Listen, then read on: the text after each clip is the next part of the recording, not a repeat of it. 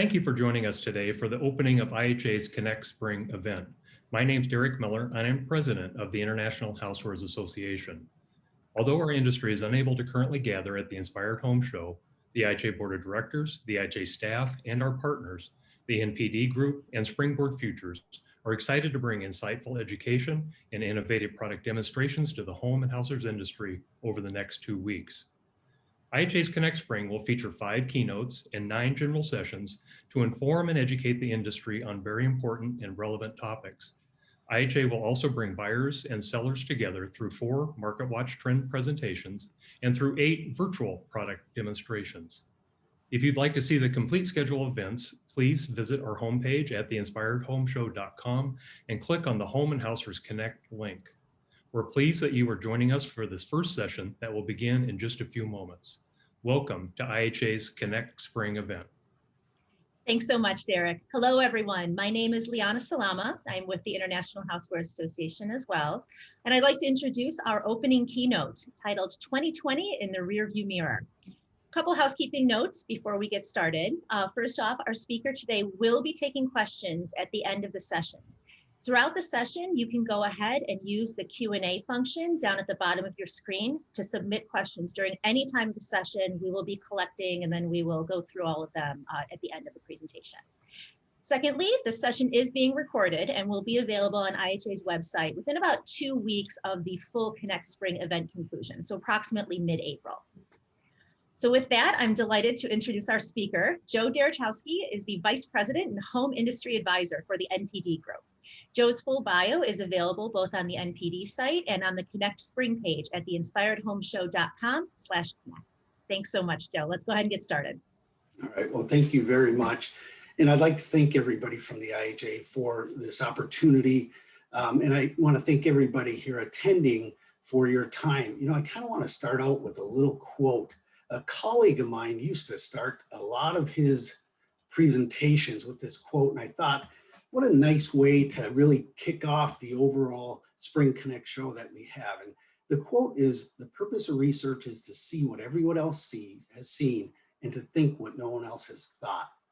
The purpose of today is to really show you the way the world was in 2020. We all lived it. What an amazing, challenging, weird year that we just went through. But what you're going to find out is from the home industry, it actually created a lot of opportunities and things that we can leverage going forward. It's going to set the stage. And so my hope is today to show you the world the way it is, so you can think of new ways to grow the business. But then similarly, over the next 9 days, there's going to be presentations that cover a variety of different subjects that's more future oriented. There's going to be things that are also like some of the questions are going to be what consumer things are going to stick and what ones are not. There's going to be demonstrations of products. There's going to be other education sessions. So really this is meant to help fuel some of those other conversations that you'll see there. I do appreciate your time and look forward to having a conversation. What I'm going to do today is first I'm going to talk about what are the consumer trends that occurred in 2020. And again, I'm going to try to keep this more backward looking and we'll talk more in the future of what the ones we think will stick and not. But right now it's about backward looking. Then we'll talk about, because of that, you should have a better instinct when I talk about the category trends, why the trends are what they are. And then we'll talk about what the future looks like real quickly and wrap it up. So that's the agenda for today. So if we look at consumer trends, well, first of all, the consumer themselves showed that they were very, very resilient during this time period. This is a chart that is, you know, we at NPD track a whole variety of general merchandising categories. We've got listed some of them above, but we aggregate all those categories to look at overall consumer spending, which is this blue line in dollars and green for units. You can see that when the pandemic hit, it fell off, but then suddenly it jumped up. And for the most part, over the past year, we've been growing from a dollars perspective and most of the time also from a units perspective. And so what I would suggest, and just to give you a heads up, Don Unser, who is NPD's chief retail strategist, he'll be speaking on Friday the 19th from 12:30 to 1:30 Central Time. But he's going to be really going much deeper into the post-COVID retailing. And I mean, he could spend a day on this chart, but he'll go further into it. But it's a nice way for you to get a sense of where the consumers are. In some of these industries, you're going to find out we're growing. And some of them actually struggled a little bit. Our apparel industry, our beauty industry, some footwear, things of that nature. And there's going to be some panels that we do on Monday, the 22nd, that really talks to some of my colleagues across the different industries to find out what did they learn during this period? What happened with promotions? What's happening with the different way retailers and manufacturers are marketing, and what lessons can we learn and how can we apply them to the home industry? We'll also be talking a lot about Smart Kitchen on the 17th. That is also pulling in some people from technology and some folks from our food business to really be talking about those areas. So you're going to get a chance across those sessions as well. So why has the spending been so good during this period? Well, one of them is we cut out almost $450 billion in experiential spending. That's one big piece. But the second is we are using restaurants less often. So when we look at the number of restaurant transactions from our CREST service, which tracks the restaurant industry, you can see that there really hasn't been any week that they've even approached being flat. Now, they've been in the single digits a lot of times. This is total in the blue, and full service restaurants is in the greens, but total restaurants is in the blue. And when we look at that, you can see that there's just fewer and fewer meals coming from restaurants. Or put another way, there are more meals being prepared and eaten at home, which is very good for our industry. The second thing is the cost to eat away from home is roughly 3 to 4 times the cost to eat in home. So again, if you're eating more meals in home, you're also saving some money by eating more at home. So that's been one of the big drivers for why, when we look at the home industry, the way I'm defining it is textile. So think of bedding, bath, and window treatments, and kitchen and dining linens. Housewares, everything in the kitchen without a plug, so cookware, bakeware, gadgets. Home environment is floor care and home comfort areas, and kitchen electrics, kitchen appliances, small kitchen electrics, and personal care, hair dryers, electric toothbrushes, garment steamers, things of that nature. And you can see when we look at this, the size is on the left and the trend is on the right. And when we look at this business overall grew 21% because of us eating more and living more at home. And all segments grew. Home environment grew the most. Kitchen appliances also did well, but every single one did great. In fact, 90% of subcategories in home environment grew. 86% of subcategories in housewares in kitchen appliances grew. 70-some percent of subcategories in textiles grew. Personal care was close to 60-some percent subcategories grew at that period. So there really has been just tremendous growth during this period. Now, why is that? When we look at the behavioral things that we did during the pandemic, we did so many new things to really change how we live life. And all those, the good news is, kind of led to helping our industry grow. One of them is we really needed to battle boredom and stress.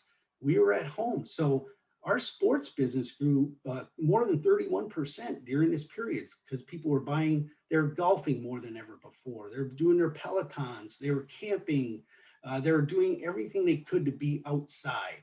Our toy industry and video game industry did very, very well during this time period.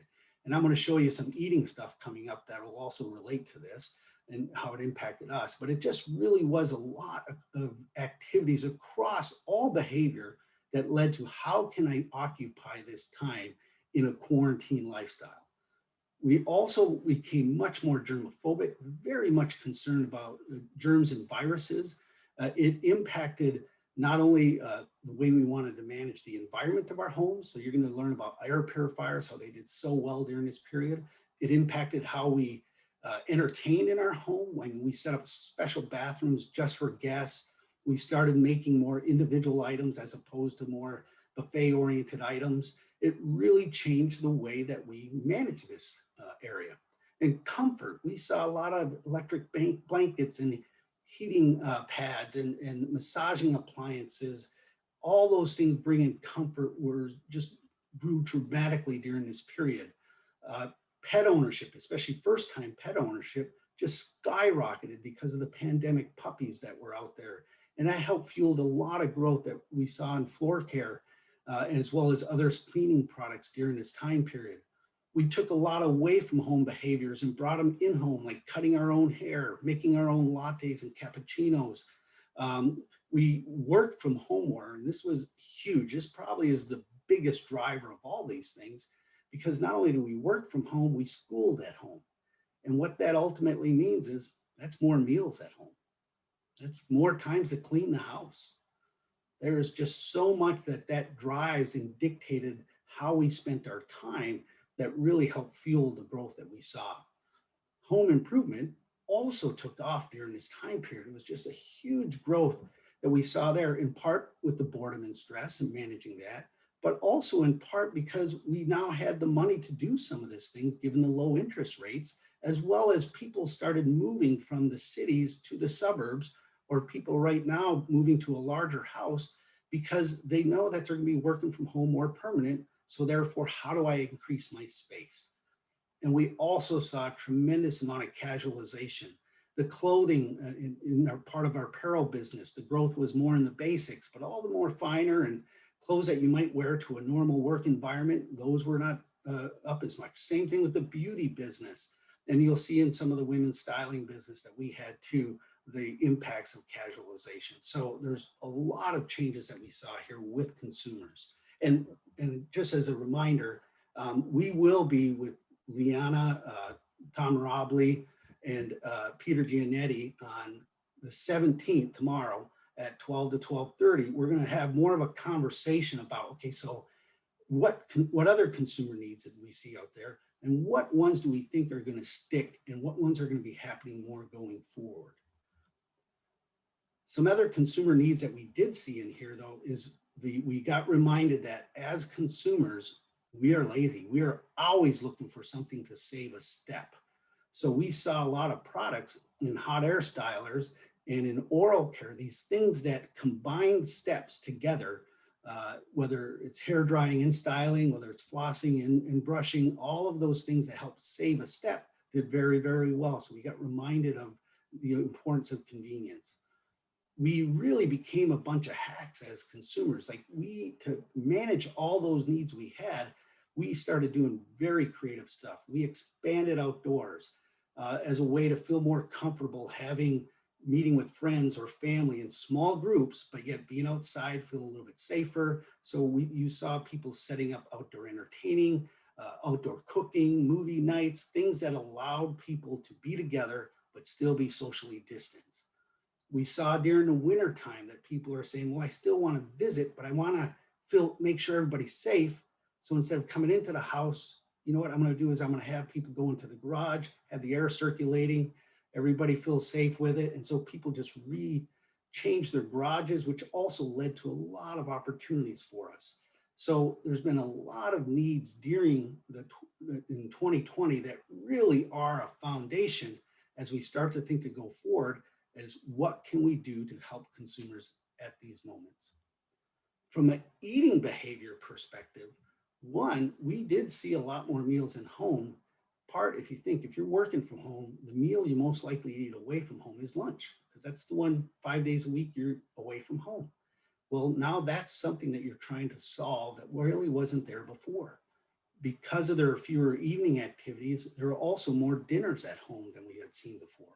There are more breakfasts, there is more snacking, there's more beverage occasions.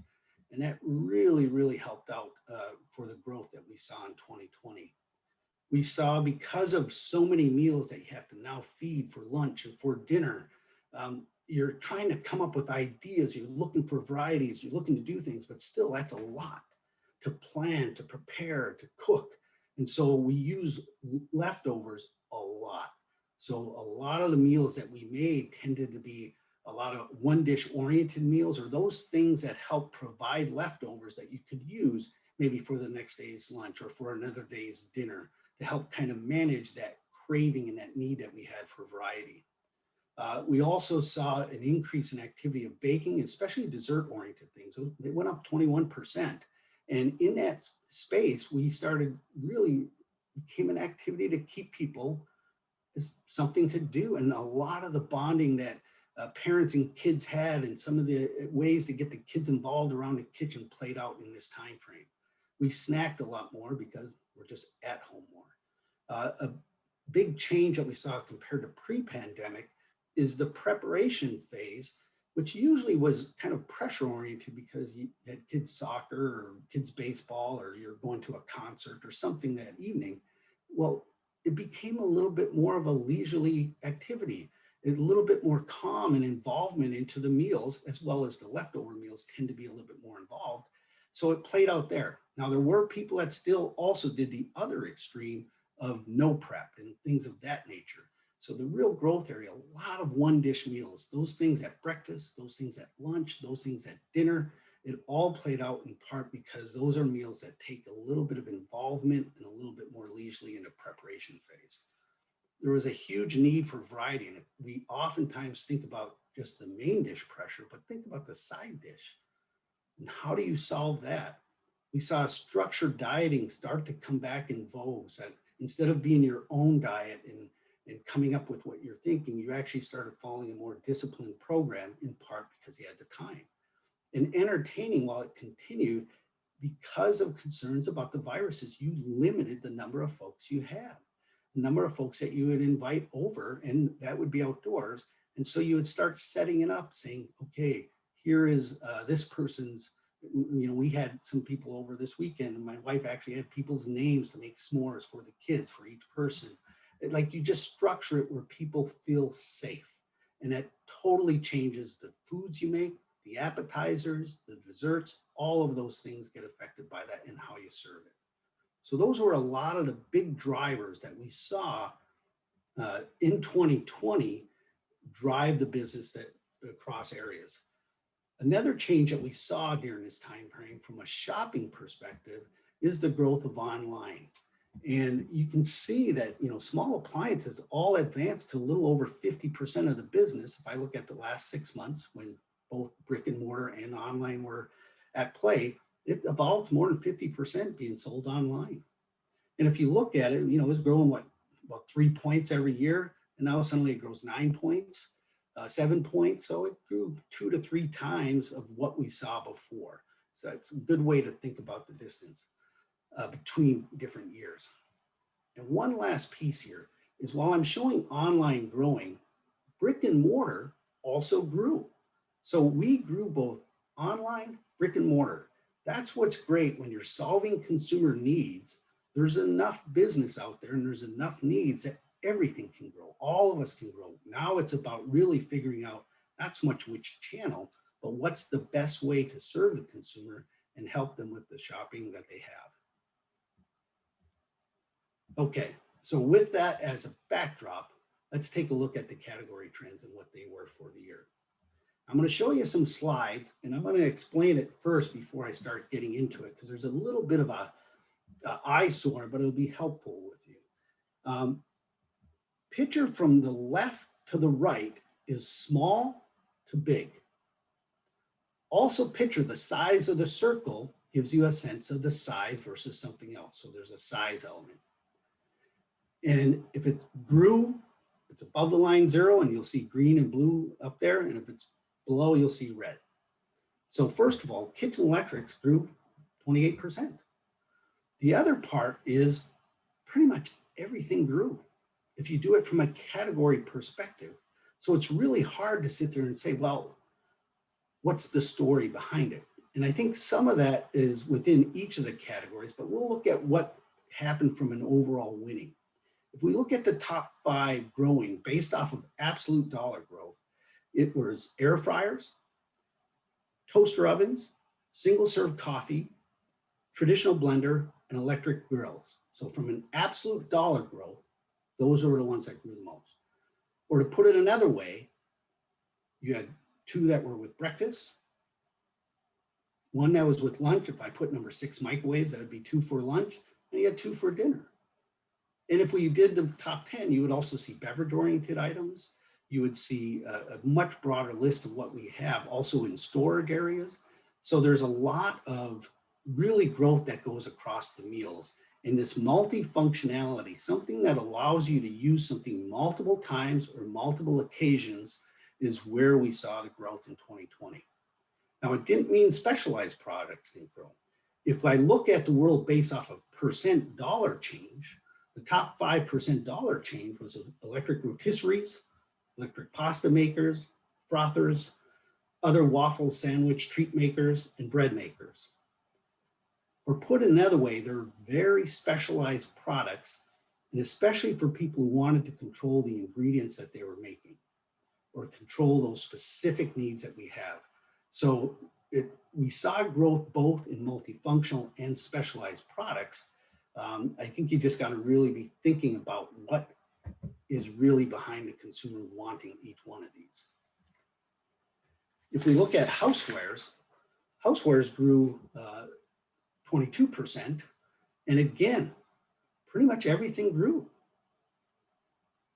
It's 87% of all subcategories saw growth. But the leaders were cookware, and that's across the board. Cookware just had a monstrous year, but it makes sense, right? It's a product very similar to the appliances that you can use at breakfast, you can use it at lunch, you can use it at dinner. So it saw growth across the board, and huge year for cookware. Similarly, if I'm making more homemade meals, then there's going to be a need for cutlery, and that was number 2. Number 3, because we were baking more, those activities that we talked about before, metal bakeware was number 3. Because you're having leftovers, traditional food storage was number 4. And number 5 is if I'm going to be eating more meals, that means I need to serve more meals. So housewares, dinnerware was number 5 from an absolute dollar growth. From a percent change, it was about wine tools and sets. We needed alcohol to help relieve some of that stress and some of the comfort that's there. We saw a lot of specialty in serving gadgets and prep gadgets. So these things that says, I'm cooking a new dish, something new, something I haven't tried before because I'm making more meals at home. I have a little bit of that leisure prep. So because of that, you're trying to expand your cooking repertoire. So you're using different gadgets to help you accomplish the dish that you have there. And then sifters was number 5 as we did a little bit more with the baking that plays out. If we look at home environment, like I said, 90% of home environment grew. The number 1 grower, air purifiers. Air purifiers were number 1, robotic vacuums number 2, stick vacuums 3, deep carpet cleaners 4, and bare floor cleaners 5. During this period, to share a little personal story, my wife, who's a wonderful person, but she was always hesitant on getting a pet because she just hesitant on with it. And the kids have been asking for years. Well, lo and behold, one day she says, yeah, I think we should get a puppy. Needless to say, being a new puppy owner, boy, you use a lot of cleaning products that you never thought about. Well, that happened across the country. There are so many people that had new pets and new pet ownership that created needs. As well, not just because of that, but you're just spending more time in the home. There are more things that you need to clean because you're just there more frequently. And then add to it the cherry on top, we became so much more concerned about the viruses and other germs that we really are cleaning also to protect ourselves and protect guests that are out there. So home comfort and home environment did very well throughout it. And if we look at the top growing from a percent change, it's still air purifiers and bare floor cleaners, but the next ones are all these different specialty cleaners, but they're all other handheld. So these things that are really trying to get at the nuances of different ways to clean other parts of the house above the floor and all the different needs that we have because of being a little bit more concerned and a little bit more germophobic that we had there. If we look at personal care, the personal care, it grew 10%. It was led by hot air stylers, followed by massagers were really strong during this period. Handheld massagers was second, facial trimmers was third. Derek, I saw that you had there and kind of helps out with the facial trimmers. Home hair clippers, all of us probably had a great challenge at some point of cutting your kids' hair and cutting our own hair at home. And then oral care parts were also there. So if you think about it, it was about innovation and convenience, It was about comfort that we talked about at the beginning. It was about managing your own look and style with facial trimmers and the casualization that happens there, and home hair clippers. Now, if we look at some of the declining areas, they tend to be those areas that are tied to when you would go back to work, or when you'd be in a more formal environment, or if you're traveling on a plane and you're going on vacation to get more dressed up and gussied up. We saw it in our apparel business, we saw it in the beauty business, and we see a little bit of that at play here in 2020. So if we look at textiles, boy, it's been a long time since we've seen textiles grow across the board. Window treatments especially has been down for a bit, but look at window treatments up 30%, bedding and bath up 18%, and kitchen and dining 1%. Now, why is that? Well, we were looking for those activities of which sometimes, you know what, replacing your window treatments is a nice activity for some folks. Painting the house, painting a room suddenly says, you know what, I need new bedding to help better match the decor. Home improvement, one of the two of the bigger leading areas in home improvement were either painting your room outside, followed by bath areas, projects. So it's not a surprise that a lot of the bath-oriented items took off as people were resetting up their bathrooms. Kitchen and dining, if you're not entertaining inside the house, that kind of had an impact on the dining aspect of this.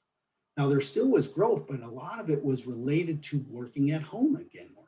Kitchen chair pads was one of the top growing items. Table runners and placement things that allow you to work on the dining table. There are so many kids or adults that have either been schooling or working from home and needing to utilize all the space they can. So things related to working at home did well in kitchen and dining, but because of the lack of indoor entertaining, it didn't see as much growth as the other categories. And one of the things we wanted to touch on was also what happened over the holidays. Well, our industry, this year we are the second fastest growing industry. So again, that's now 7 straight years where we're either number 1 or number 2 from a percent dollar change. In all areas, just as we saw before, continue to grow. And part of that is because when you think about the holidays, it's always tied to what are the needs that we're feeling at that time, what's important to us. And during the pandemic, all of us, whatever segment of the home industry you're in, we had a role of bettering the consumers' lives. And it's part of the reason why it played out. We always have to think about, this year in 2020, the holiday season was a little bit longer than normal. It really did start at the beginning of October. And because of that, it expanded the gifting aspect and the gifting needs that were replaced. We always think about gifting, but I also want us to remember what happened with holiday meals and holiday parties, because those are a big part. And while holiday parties were down this year because of it, holiday meals, you had more people making Thanksgiving meal because of social distancing than they ever did before. So the meal aspect really kind of also changed over the holidays. And then because of that, the just simple day-to-day needs were out there. So sometimes we get so focused on the gifting, which is understandable. We got to keep reminding ourselves that during the holiday, there are 2 other roles that we play that also can fuel growth during that time period. And in 2020, those really helped grow our businesses as well. So what's the future look like? Well, I wish I could have the answer for you here, but I'll give you a perspective. In a couple weeks, we'll have it. So we do a future of home report where we do a forecast across several hundred subcategories and do the forecast by quarter for the units, for the dollars, for the ASP for each one of these items. And we're right in the middle of the work of doing this. And we'll give a summary, a high level, what's going on across the home industry that Leanne and them can put into Market Watch. But the details within each of the categories is still, all of it's being baked as we speak. But I can tell you how to think about the future. First of all, I encourage everybody this year, more than any other year, when you're showing your forecast and going forward, it is critical. Usually we just show, here's last year, here's this year. it is imperative that you show here's 2019, 2020, and this year. And if you can go back further, it's even better. Because what can happen is we will lose the insight that we're really benchmarking a lot towards 2019. So we'll have a colleague of mine when we do the lessons across industry in our tech area, which is also another industry that grew very much like the home industry. And again, even there, you know, the manufacturers, the retailers, everybody is understanding, you know what, I have to look at the broader picture to make sure I don't lose the insight. So I highly encourage you when you start doing this to be looking and also showing all of those other years, because it's very important not to lose the insight. The second thing, we know that Q1 will be up significantly versus 2020, in part because of the stimulus checks that have occurred out here. And also, we know that if we compare it to 2019, it's really going to be up. So we as an industry, because of the pandemic, are going to be much further than we would have ever thought of in the first quarter. And we'll be up both dollars, units, and average selling price. But when we start thinking about Q2 to Q4, that's when it's going to be a little challenging. So I'm just starting to look at the models, and so I can't give you an answer, and I purposely didn't want to go too much into it because I want to keep an open mind here. But I do think it's going to be challenging in the sense of a couple things. One, comping versus such big needs is a challenge. It's not impossible, but it is a challenge that we have. We also know, while we can predict the demand side pretty well, and we did Q4, we were within 2 points, but there's a lot of supply side issues that are also happening now. There's a lot of shipping challenges that are occurring. There's a lot of how are we going to be managing pricing and promotions to keep things profitable at this time.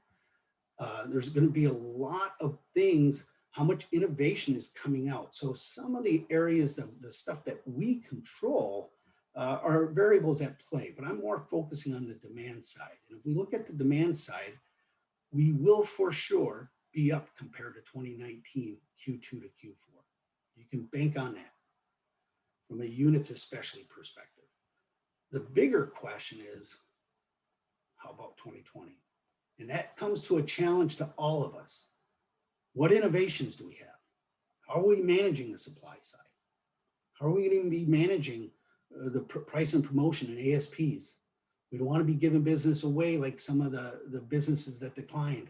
How do we manage this? But it's tricky. It's going to be very, very tricky. So it's going to be a challenging year. I'll have more of a perspective here when we finish the overall forecasting, but hopefully this gives you a sense of where we're headed for this year and how to think about it. So in summary, this is the time to invest. Every business has a time to dial it up, a time to pause, and a time to hit the brakes. There are so many changing consumer needs that is going to set up a platform for the next decade. This is the time that we need to be investing. And investing in innovation, both from a marketing, from a branding, and from a new product perspective, it is critical. It's always critical, but right now especially. You give me a lot of change in behaviors, you give me mathematically a lot of bodies, and with that change and the math behind it, if I can solve those pains and frustrations and wishes better than what they're currently doing, well, I can make a lot of money. This is a great time for our industry to set us up for the next decade. Finally, I'm going to end with a quote. One of the quotes I saw across that popped up during the pandemic, and I thought, what a wonderful way to wrap this up, because it really describes this. This is a colleague who used to work with us before, and she said, birthdays are better. Walking is therapeutic. Puzzles relieve stress. Alcohol consumption is on the rise. Dinners are for downtime. Chores grew exponentially. Quarantine work from home is exhausting. Family time, thumbs up. Our first meal out never tasted so good. Hashtag new habits, new results. As we think about this year coming forward, it's a lot of change. Boy, it's exciting though. it really is a time that we can revolutionize all of our businesses.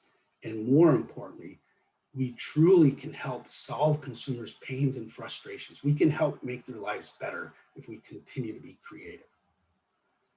If you have any questions or you want any communications, there's a colleague of mine, Kevin Zazula. There's his contact information. Feel free to reach out to him, and you can see if we can help you out anymore, as well as we'll say thank you. Leon, I turn it over to you.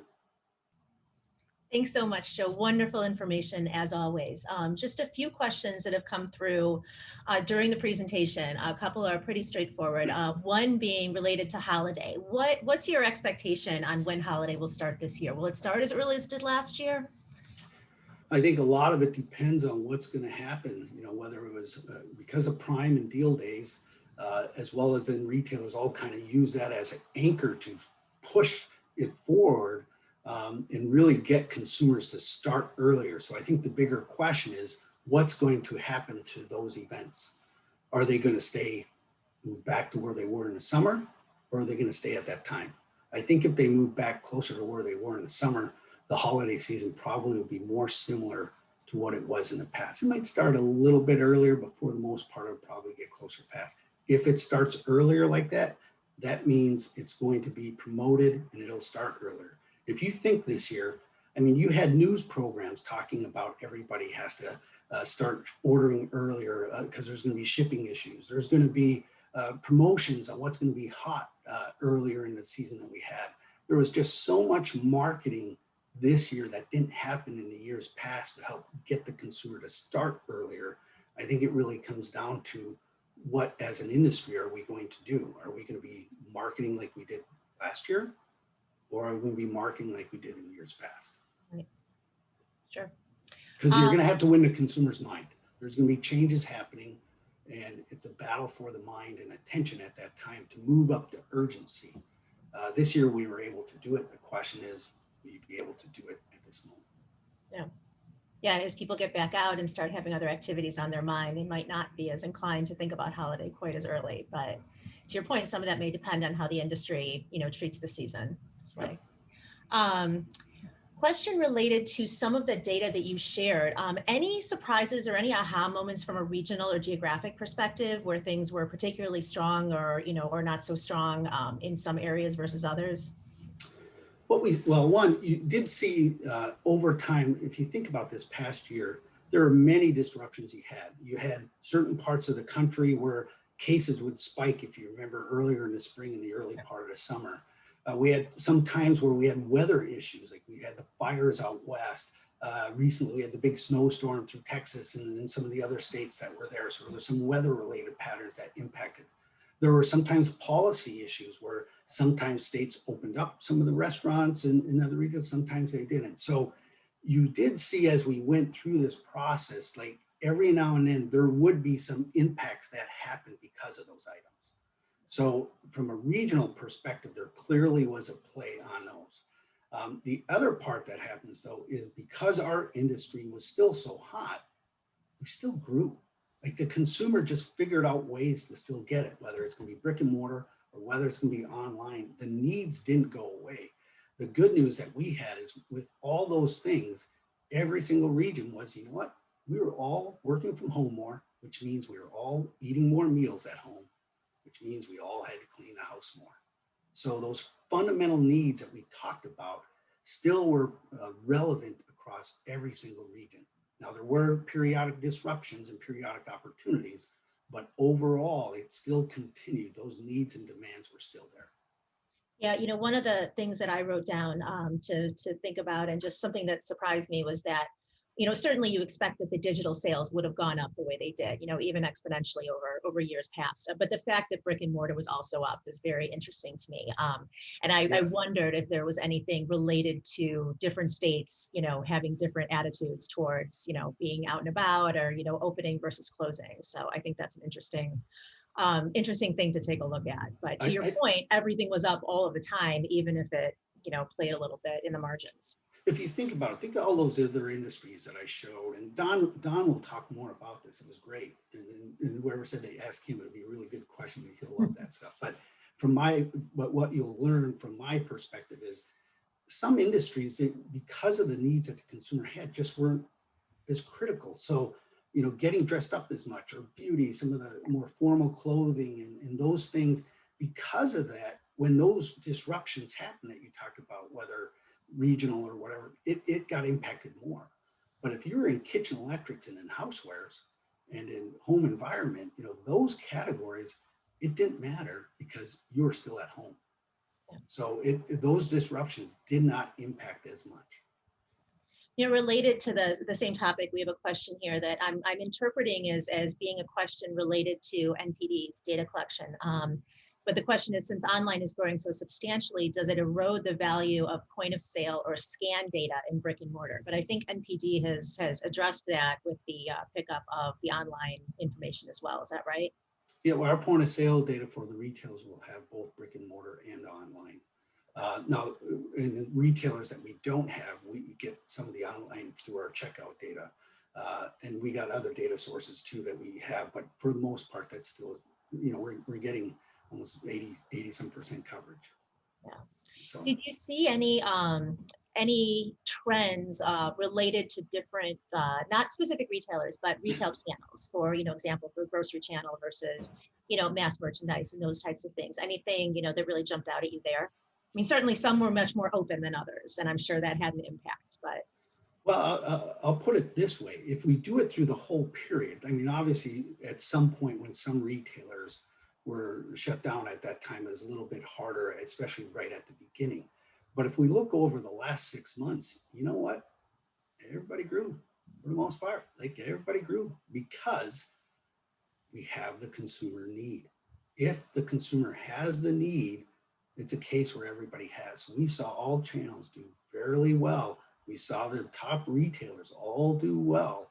I mean, it took somewhere in the 20s to find somebody declining. So it's a case where everybody did very, very well. Yeah. And I hats off to the retailers. Like, the challenges that they had this year, and the innovations that they've done and the agility that they had to pivot and move during this period is just really amazing. And it's a testament to really keeping the focus on the consumer and trying to solve their needs. Now, we need to continue this going forward, because that now the ship's turning. We got to continue it. That need is going to be more. But this past year, it's been really fascinating. So a lot of the channels and a lot of the retailers have done well because they've been able to be innovative, both in store and online, to help make it easier for the consumer to solve the needs they have. So they've done a very nice job. In some of those innovations, out of curiosity, there's a question in here about, things that kind of combine digital and online, right? The order online, pick up in store, order online, curbside pickup kind of thing. Does that generally get tracked as brick and mortar sales, or does that get tracked as digital or online sales? It varies by the different segments. For the most part, we're putting in the online sales, those parts. But here's the insight with that, and I'll give the challenge that I give everybody here. So most of our orders, more than 90%, are delivered to your home, and then the rest will be pick up in the store if you're doing it online. If I look at home improvement, it's a 75-25 ratio. So you got that sense? But if I look at the most mature industry as it relates to that, it's the restaurant industry, right? Think of how long you've been ordering pizzas online, right? And having it delivered or whatever the case. Well, in that industry, less than 50%, it's 30-some%. I forget the exact number, but and David, who will be on the panel with us, can answer more, but it's much, much less than where we are, way less. And I think that's where the insight is because as consumers, why are they not having everything from the restaurant delivered to their home? Well, if you think about it, it's because I want to control, I don't want to pay the delivery guy. Yeah. So what's the shipping? I don't want to be able to control the quality. I want to control the time when I get this. And so this concept of whether it's buy online, pick up in store, or just having drive-throughs or other ways to make it more convenient on the delivery aspect, is still an opportunity for us. So we've done well this year, but we got to keep pushing the envelope because there's an insight. Why in that case is it so different from where we are? And is that the future? And if so, what are we doing to solve it? That's interesting, right? I mean, I could envision a world where there's a, Postmates or DoorDash type of, system that is out there for retailers, right? I mean, I know Target does some same day delivery, some other retailers, but some third party comes in and starts to pick up business doing that. I think that's an interesting concept. Gonna kind of change tacks a little bit here. Got a couple of questions related to logistical challenges with the shipping industry. Any thoughts you have on how that's going to impact this year, as these things go on? That's a question I'd love to ask the group out here to hear Yeah. what their series. I think it's a better story for them. I think the bigger issue is it really is a concern. It's a challenge we got to figure out because the consumer is going to be there. The consumer's needs will be there for us because odds are we will continue to be working from home more than we ever did before 2019. Maybe not as much as last, but more than 2019. And because of that, that then means the more breakfast, lunch, dinner, and cleaning of the home. It means setting up an office space, all of those little things that we talked about. So the consumer needs will be there. The bigger issue is how are we going to respond? Are we going to have the inventory? Are we going to have too much inventory? How's it going to impact pricing, promotions? How's it going to impact profitability?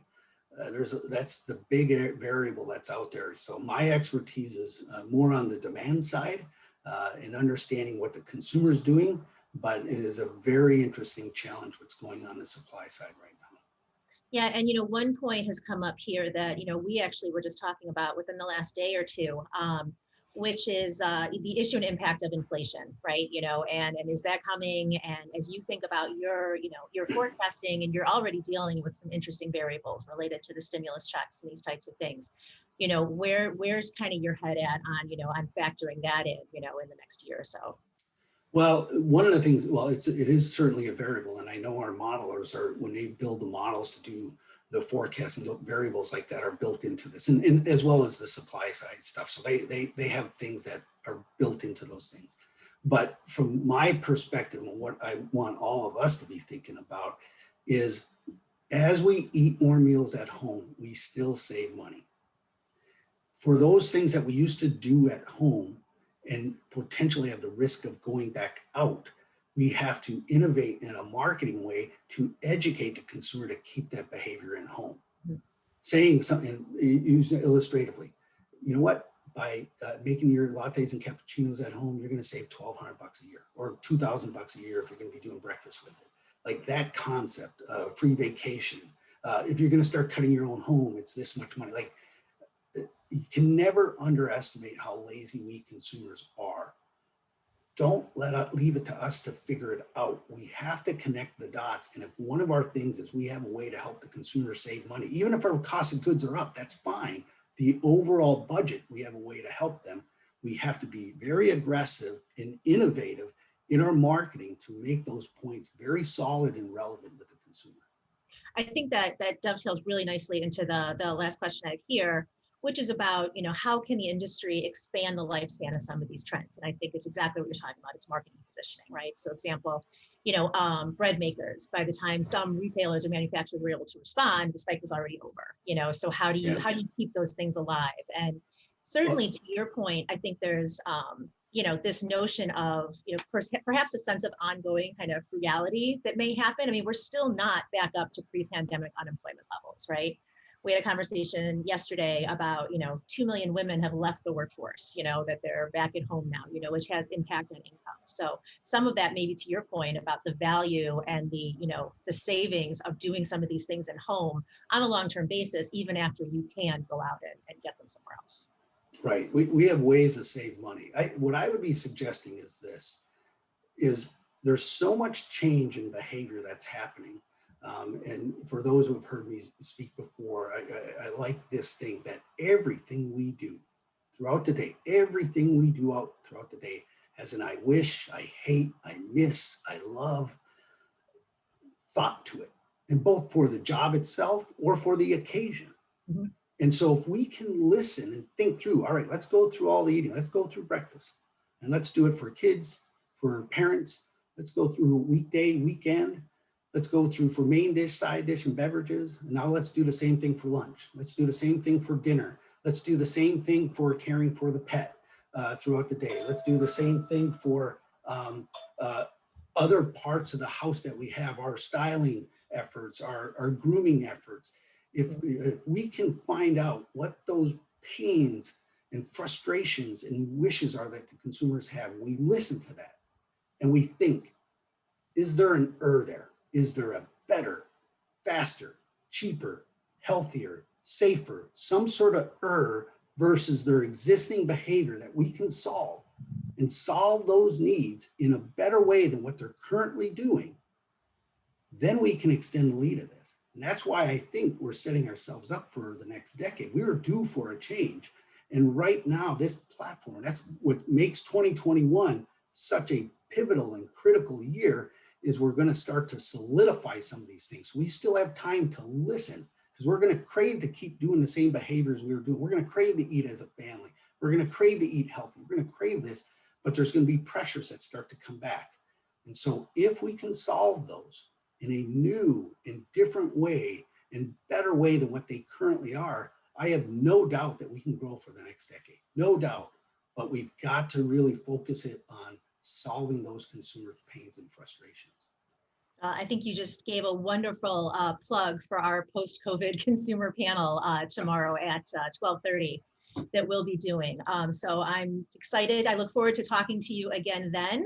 And thank you so much for the say. We are out of questions and we're basically out of time. So fantastic information, Joe. And as always, thank you so much for your insights and for your participation. Yeah, thank you, everybody. Bye-bye.